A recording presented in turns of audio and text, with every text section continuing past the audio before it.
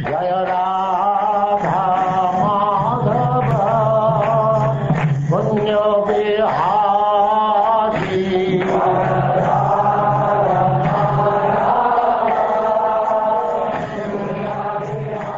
And now chapter 29 talks between Narada and King Pracinabarhi.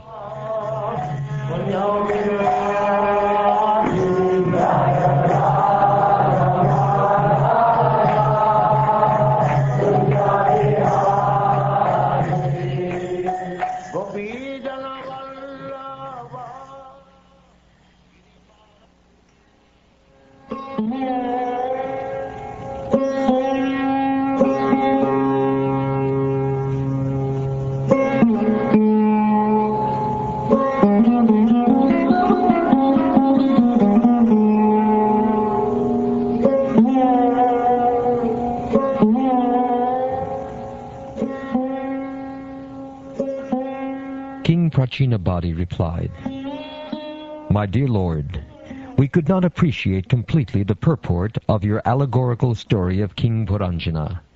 Actually, those who are perfect in spiritual knowledge can understand, but for us, who are overly attached to fruitive activities, to realize the purpose of your story is very difficult." The great sage Narad Muni continued, "You must understand that Puranjana, the living entity, transmigrates according to his own work into different types of bodies, which may be one-legged, two-legged, three-legged, four-legged, many-legged, or simply legless. Transmigrating into these various types of bodies, the living entity, as the so-called enjoyer, is known as Puranjana. The person I have described as unknown is the Supreme Personality of Godhead, the Master and eternal friend of the living entity. Since the living entities cannot realize the Supreme Personality of Godhead by material names, activities, or qualities, he remains everlastingly unknown to the conditioned soul. When the living entity wants to enjoy the modes of material nature in their totality, he prefers, out of many bodily forms, to accept that body which has 9 gates, 2 hands, and 2 legs. Thus he prefers to become a human being or a demigod. The word pramada, mentioned in this regard, refers to material intelligence or ignorance. It is to be understood as such. When one takes shelter of this kind of intelligence, he identifies himself with the material body. Influenced by the material consciousness of I and mine, he begins to enjoy and suffer through his senses. Thus the living entity is entrapped. The 5 working senses and the 5 senses that acquire knowledge are all male friends of Puranjani. The living entity is assisted by these senses in acquiring knowledge and engaging in activity. The engagements of the senses are known as girlfriends, and the serpent, which was described as having 5 heads, is the life air acting within the 5 circulatory processes. The 11th attendant, who is the commander of the others, is known as the mind. He is the leader of the senses, both in the acquisition of knowledge and in the performance of work. The Panchula kingdom is that atmosphere in which the 5 sense objects are enjoyed. Within that Panchula kingdom is the city of the body, which has 9 gates. The eyes, nostrils, and ears are pairs of gates situated in one place. The mouth, genital, and rectum are also different gates. Being placed into a body having these 9 gates, the living entity acts externally in the material world and enjoys sense objects like form and taste. 2 eyes, 2 nostrils, and a mouth, altogether 5, are situated in the front. The right ear is accepted as the southern gate, and the left ear is the northern gate. The two holes or gates situated in the west are known as the rectum and genital. The two gates named Kadyota and Avirmukhi, which have been spoken of, are the two eyes side by side in one place.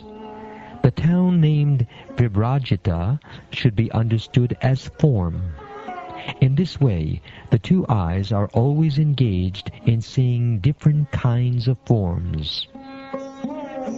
The two doors named Nalini and Nalini should be known as the two nostrils, and the city named Sodaba represents aroma. The companion spoken of as Avaduta is the sense of smell.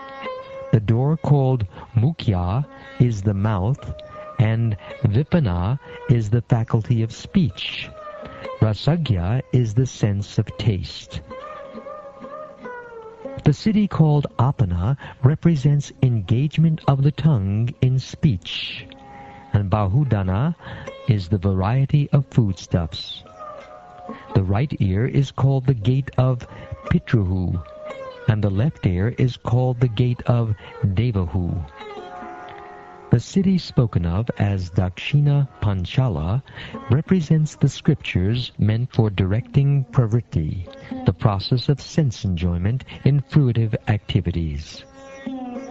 The other city, named Uttara Panchala, represents the scriptures meant for decreasing fruitive activities and increasing knowledge. The living entity receives different kinds of knowledge by means of two ears, and some living entities are promoted to Pitraloka and some to Devalaloka. All this is made possible by the two ears. The city called Gramaka, which is approached through the lower gate of Asuri, or the genital, is meant for sex, which is very pleasing to common men who are simply fools and rascals. The faculty of procreation is called Durmada, and the rectum is called Nritti. When it is said that Puranjana goes to Vaishasa, it is meant that he goes to hell. He is accompanied by Labdaka, which is the working sense in the rectum. Formerly, I have also spoken of two blind associates. These associates should be understood to be the hands and legs. Being helped by the hands and legs, the living entity performs all kinds of work and moves hither and thither. The word Antapura refers to the heart. The word Vishuchina, meaning going everywhere, indicates the mind. Within the mind, the living entity enjoys the effects of the modes of material nature. These effects sometimes cause illusion, sometimes satisfaction, and sometimes jubilation. Formerly, it was explained that the queen is one's intelligence. While one is awake or asleep, that intelligence creates different situations.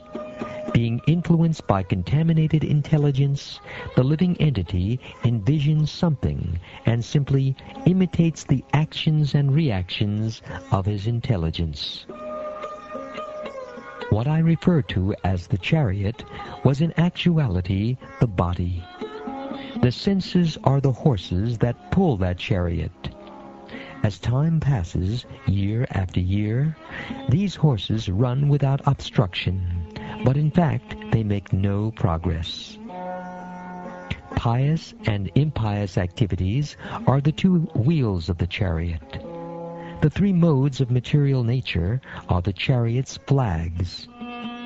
The 5 types of life air constitute the living entity's bondage, and the mind is considered to be the rope. Intelligence is the chariot driver. The heart is the sitting place in the chariot, and the dualities of life, such as pleasure and pain, are the nodding place. The 7 elements are the coverings of the chariot, and the working senses are the 5 external processes. The 11 senses are the soldiers. Being engrossed in sense enjoyment, the living entity, seated on the chariot, hankers after fulfillment of his false desires, and runs after sense enjoyment, life after life. What was previously explained as Chandavega, powerful time, is covered by days and nights, named Gandharvas and Gandharvis. The body's lifespan is gradually reduced by the passage of days and nights, which number 360. What was described as Kalakanya should be understood as old age. No one wants to accept old age, but Yavaneshvara, or Yavanaraj, who is death, accepts Jara, or old age, as his sister.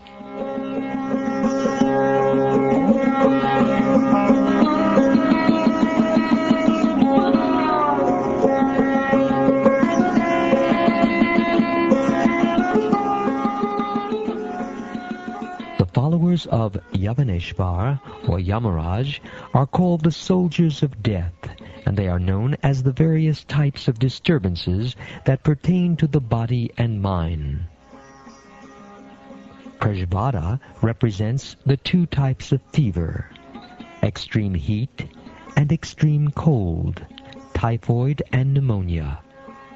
The living entity lying down within the body is disturbed by many tribulations pertaining to providence, to other living entities, and to his own body and mind.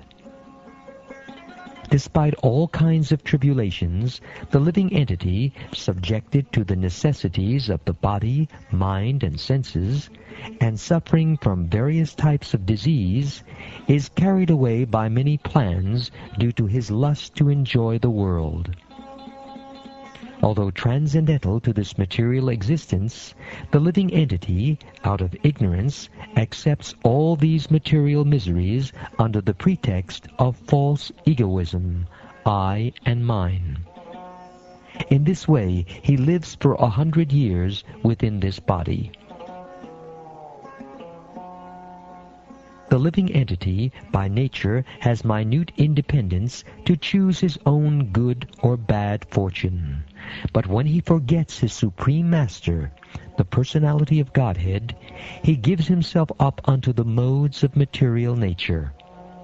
Being influenced by the modes of material nature, he identifies himself with the body and, for the interest of the body, becomes attached to various activities.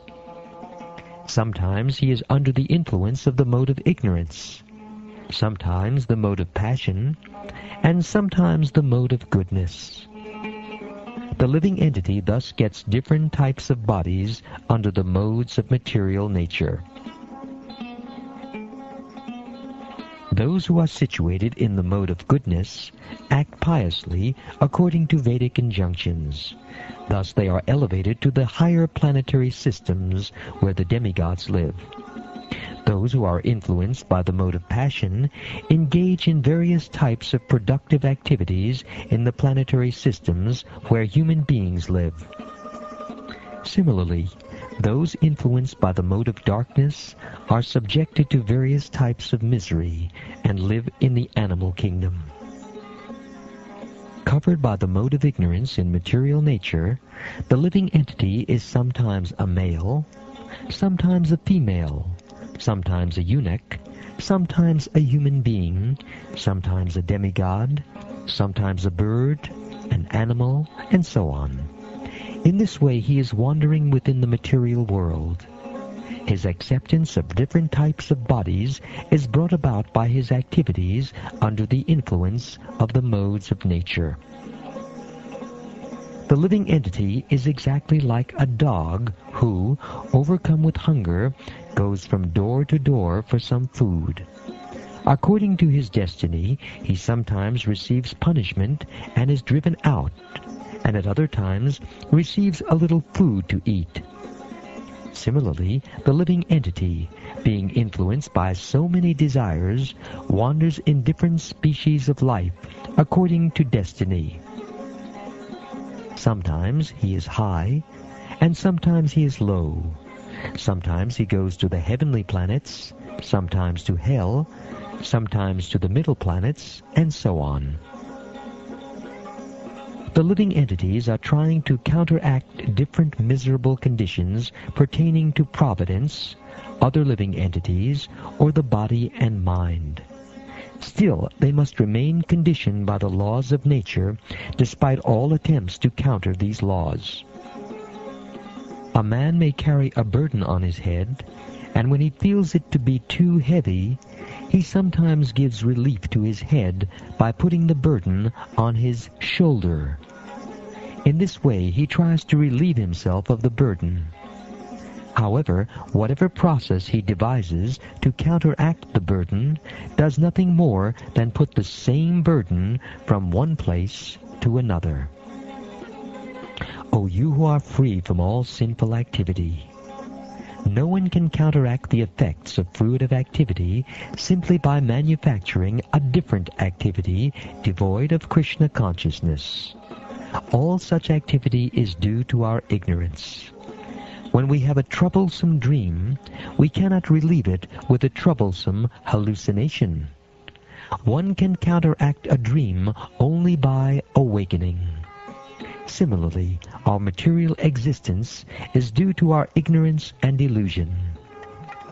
Unless we awaken to Krishna consciousness, we cannot be relieved of such dreams. For the ultimate solution to all problems, we must awaken to Krishna consciousness. Sometimes we suffer because we see a tiger in a dream or a snake in a vision, but actually there is neither a tiger nor a snake. Thus we create some situation in a subtle form and suffer the consequences. These sufferings cannot be mitigated unless we are awakened from our dream.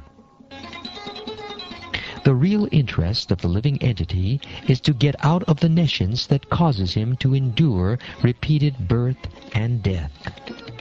The only remedy is to surrender unto the Supreme Personality of Godhead through his representative. Unless one renders devotional service unto the Supreme Personality of Godhead, Vasudeva, one cannot possibly become completely detached from this material world, nor can he possibly manifest real knowledge.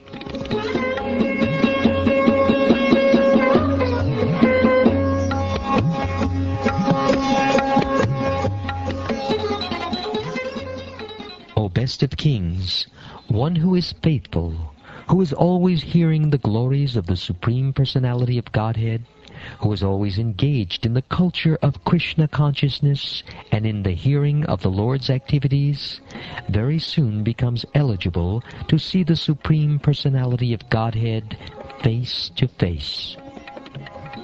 My dear King, in the place where pure devotees live, following the rules and regulations, and thus purely conscious, and engaged with great eagerness in hearing and chanting the glories of the Supreme Personality of Godhead, in that place, if one gets a chance to hear their constant flow of nectar, which is exactly like the waves of a river, one will forget the necessities of life, namely hunger and thirst, and become immune to all kinds of fear, lamentation, and illusion. Because the conditioned soul is always disturbed by the bodily necessities such as hunger and thirst, he has very little time to cultivate attachment to hearing the nectarian words of the Supreme Personality of Godhead. The most powerful Lord Brahma, the father of all progenitors, Lord Shiva, Manu, Daksha, and the other rulers of humankind, the four saintly first-class brahmacharis headed by Sanaka and Sanatan, the great sages Marichi, Atri, Angira, Pulastya, Pulaha, Kratu, Brigu, and Vasishta, and my humble self, Narada, are all stalwart Brahmins who can speak authoritatively on Vedic literature. We are very powerful because of austerities, meditation, and education. Nonetheless, even after inquiring about the Supreme Personality of Godhead, whom we always see, we do not know perfectly about him. Despite the cultivation of Vedic knowledge, which is unlimited, and the worship of different demigods by the symptoms of Vedic mantras, demigod worship does not help one to understand the Supreme Powerful Personality of Godhead. When a person is fully engaged in devotional service, he is favored by the Lord, who bestows his causeless mercy. At such a time, the awakened devotee gives up all material activities and ritualistic performances mentioned in the Vedas. My dear King Bharishman, you should never out of ignorance take to the Vedic rituals or to fruitive activities, which may be pleasing to hear about or may appear to be the goal of self-interest. You should never take these to be the ultimate goal of life. Those who are less intelligent accept the Vedic ritualistic ceremonies as all in all. They do not know that the purpose of the Vedas is to understand one's own home, where the Supreme Personality of Godhead lives. Not being interested in their real home, they are illusioned and search after other homes. My dear King, the entire world is covered with the sharp points of kusha grass, and on the strength of this you have become proud, because you have killed various types of animals in sacrifices. Because of your foolishness, you do not know that devotional service is the only way one can please the Supreme Personality of Godhead. You cannot understand this fact. Your only activities should be those that can please the Supreme Personality of Godhead. Our education should be such that we can become elevated to Krishna consciousness. Sri Hari, the Supreme Personality of Godhead, is the super soul and guide of all living entities who have accepted material bodies within this world. He is the supreme controller of all material activities in material nature. He is also our best friend, and everyone should take shelter at his lotus feet. In doing so, one's life will be auspicious. One who is engaged in devotional service has not the least fear in material existence. This is because the Supreme Personality of Godhead is the Supersoul and friend of everyone. One who knows this secret is actually educated, and one thus educated can become the spiritual master of the world. One who is an actually bona fide spiritual master, representative of Krishna, is not different from Krishna.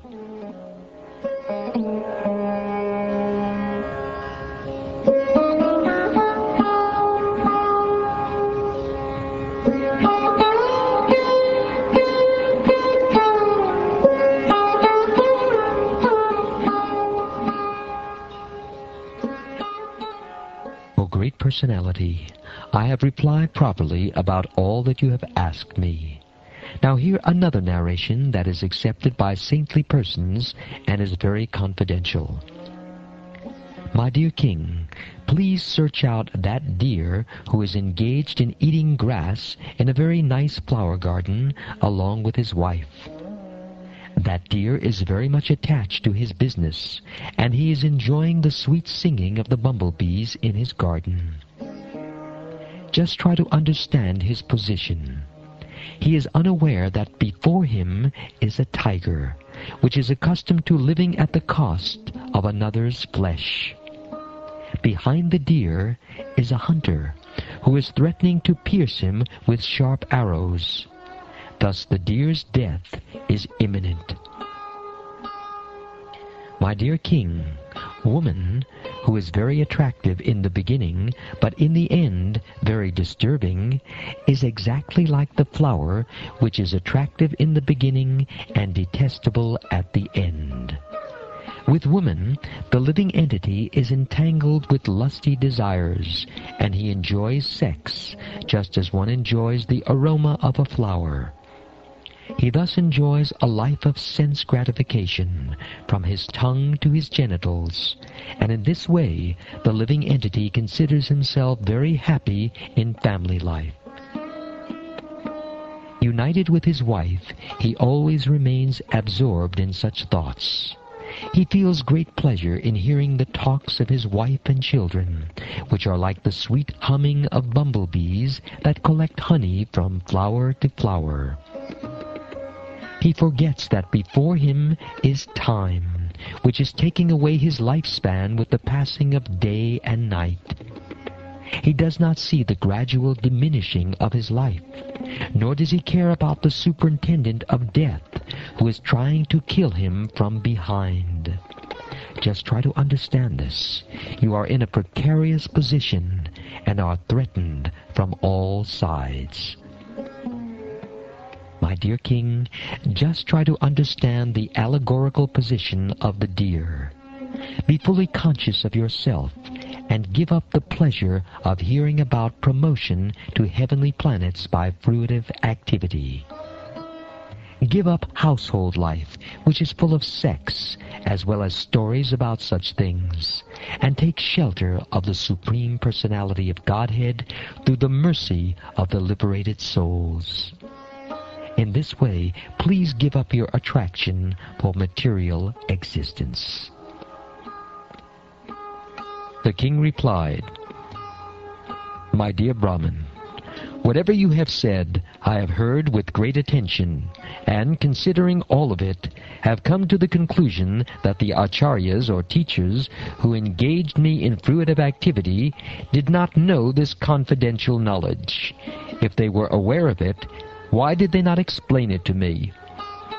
My dear Brahmin, there are contradictions between your instructions and those of my spiritual teachers who engaged me in fruitive activities.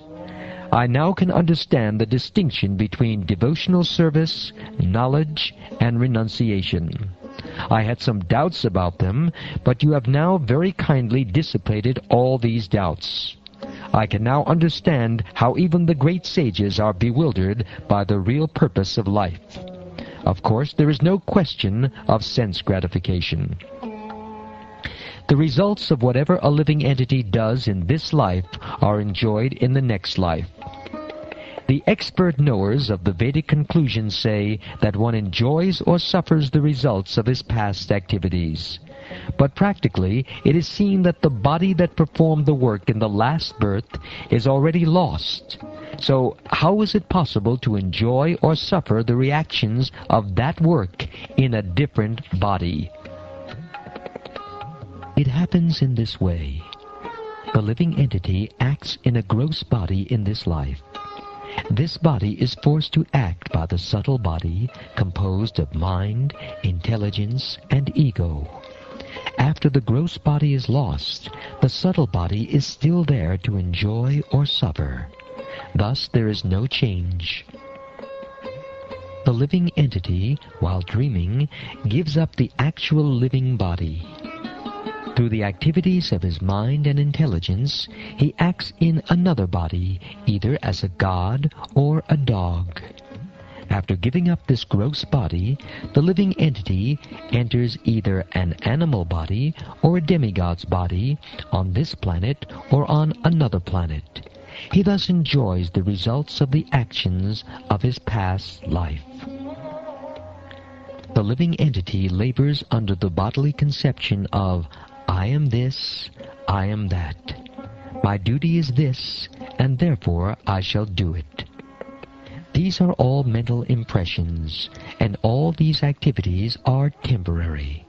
Nonetheless, by the grace of the Supreme Personality of Godhead, the living entity gets a chance to execute all his mental concoctions. Thus he gets another body.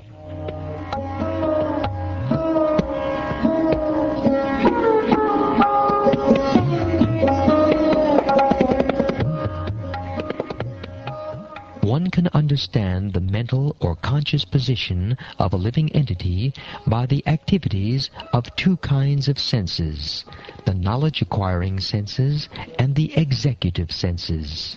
Similarly, by the mental condition or consciousness of a person, one can understand his position in the previous life. Sometimes we suddenly experience something that was never experienced in the present body by sight or hearing. Sometimes we see such things suddenly in dreams. Therefore, my dear king, the living entity who has a subtle mental covering develops all kinds of thoughts and images because of his previous body.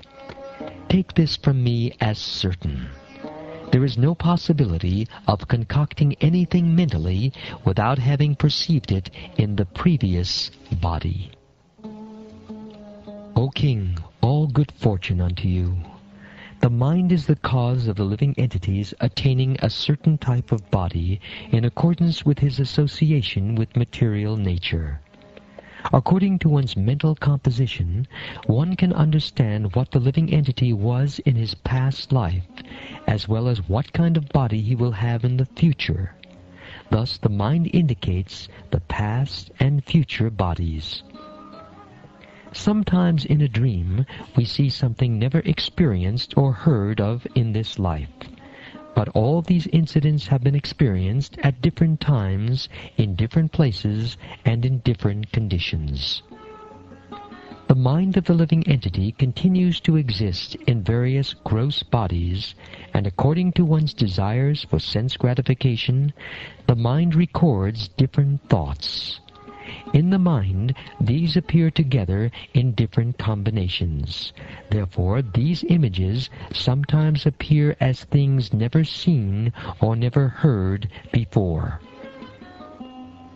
Krishna consciousness means constantly associating with the Supreme Personality of Godhead in such a mental state that the devotee can observe the cosmic manifestation exactly as the Supreme Personality of Godhead does. Such observation is not always possible, but it becomes manifest exactly like the dark planet known as Rahu, which is observed in the presence of the full moon. As long as there exists the subtle material body composed of intelligence, mind, senses, sense objects, and the reactions of the material qualities, the consciousness of false identification and its relative objective, the gross body, exist as well.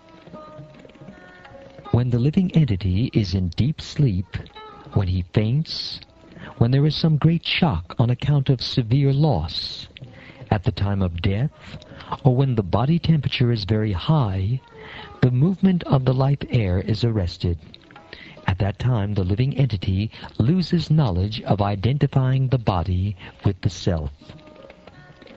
When one is a youth, all the 10 senses and the mind are completely visible. However, in the mother's womb or in the boyhood state, the sense organs and the mind remain covered, just as the full moon is covered by the darkness of the dark moon night. When the living entity dreams, the sense objects are not actually present. However, because one has associated with these sense objects, they become manifest. Similarly, the living entity with undeveloped senses does not cease to exist materially, even though he may not be exactly in contact with the sense objects. The 5 sense objects, the 5 sense organs, the 5 knowledge-acquiring senses, and the mind are the 16 material expansions. These combine with the living entity and are influenced by the 3 modes of material nature. Thus the existence of the conditioned soul is understood. By virtue of the processes of the subtle body, the living entity develops and gives up gross bodies.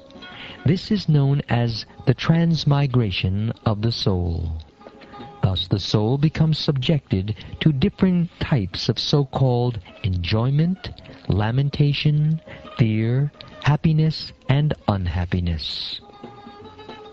The caterpillar transports itself from one leaf to another by capturing one leaf before giving up the other. Similarly, according to his previous work, the living entity must capture another body before giving up the one he has. This is because the mind is the reservoir of all kinds of desires. As long as we desire to enjoy sense gratification, we create material activities. When the living entity acts in the material field, he enjoys the senses, and while enjoying the senses, he creates another series of material activities. In this way, the living entity becomes entrapped as a conditioned soul. You should always know that this cosmic manifestation is created, maintained, and annihilated by the will of the Supreme Personality of Godhead. Consequently, everything within this cosmic manifestation is under the control of the Lord. To be enlightened by this perfect knowledge, one should always engage himself in the devotional service of the Lord.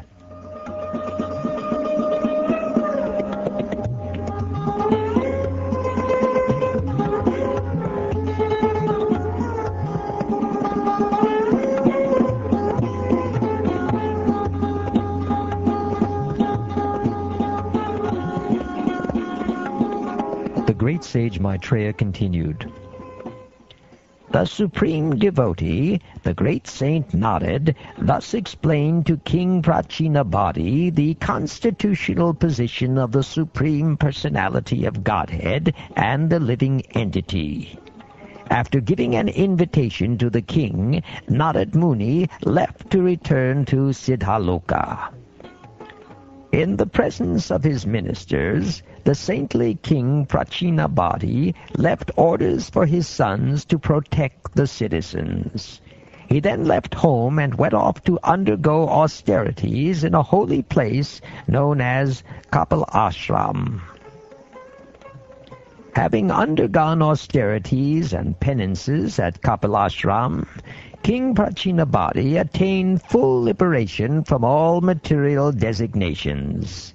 He constantly engaged in the transcendental loving service of the Lord, and attained a spiritual position qualitatively equal to that of the Supreme Personality of Godhead. My dear Vidura, one who hears this narration concerning the understanding of the living entity's spiritual existence, as described by the great sage Narada, or who relates it to others, will be liberated from the bodily conception of life.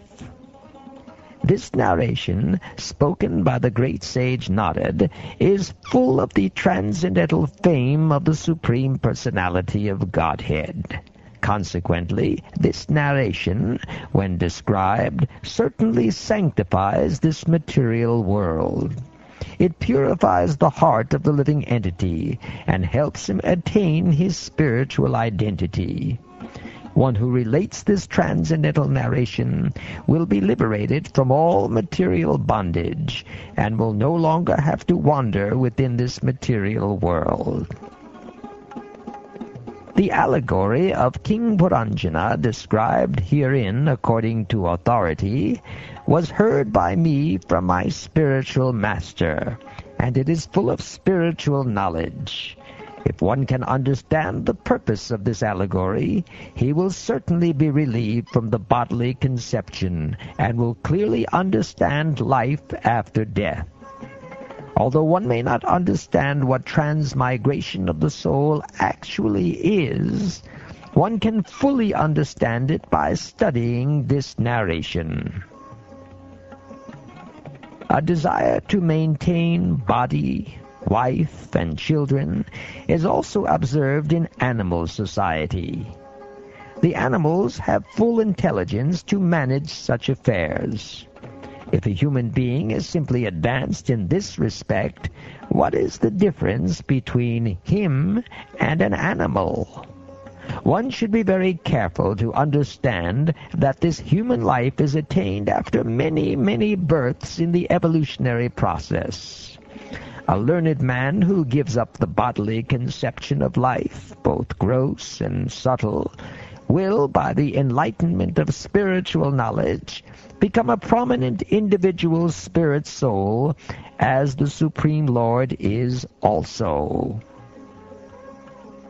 If a living entity is developed in Krishna consciousness and is merciful to others, and if his spiritual knowledge of self-realization is perfect, he will immediately attain liberation from the bondage of material existence.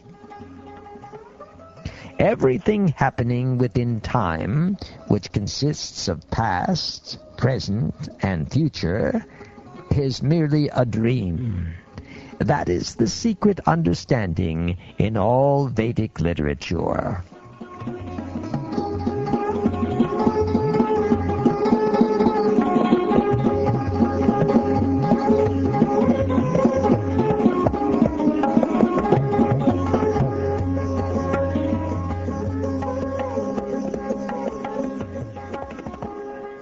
Thus ends the 29th chapter of the 4th canto of the Srimad Bhagavatam, entitled Talks Between Narada and King Pracinabarhi.